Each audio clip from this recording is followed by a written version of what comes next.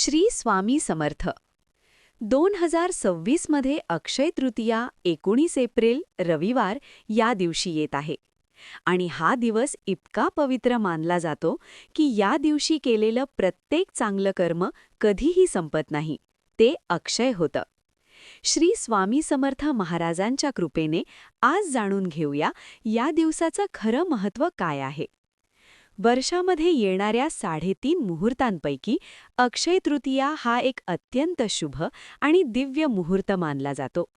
असा विश्वास आहे की या दिवशी केलेलं दान, जप, सेवा किंवा कोणतंही सत्कर्म त्याचं फळ फक्त काही काळापुरतं नसतं, तर ते आयुष्यभर आणि पुढील जन्मासाठीही अक्षय राहतं.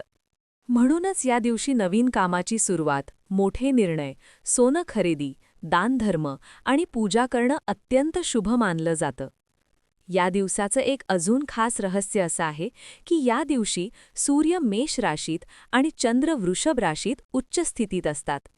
जेव्हा सूर्य आणि चंद्र दोघेही उच्च राशीत असतात तेव्हा त्या दिवशी वातावरणात एक विशेष सकारात्मक ऊर्जा तयार होते आणि त्या ऊर्जेमुळे केलेल्या कर्माचं फळ अनेक पटींनी वाढतं.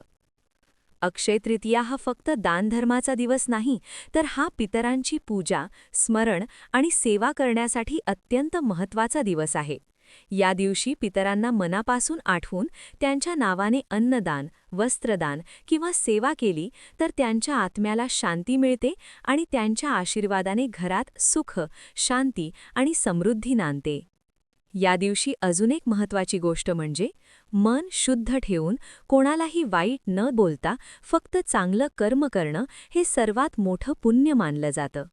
म्हणून या पवित्र दिवशी स्वतःसाठी नाही तर इतरांसाठी काहीतरी चांगलं नक्की करा, कारण या दिवशी केलेलं प्रत्येक चांगलं कार्य आयुष्यभर सोबत राहतं. श्री स्वामी समर्थ महाराजांच्या चरणी प्रार्थना, त्यांची कृपा सदैव तुमच्यावर राहो, जीवनात सुख, शांती आणि समाधान लाभो. जर ही माहिती उपयुक्त वाटली असेल तर व्हिडिओला लाईक करा, शेअर करा आणि अशाच भक्तिमय व्हिडिओसाठी चॅनलला सबस्क्राईब करा. श्री स्वामी समर्थ.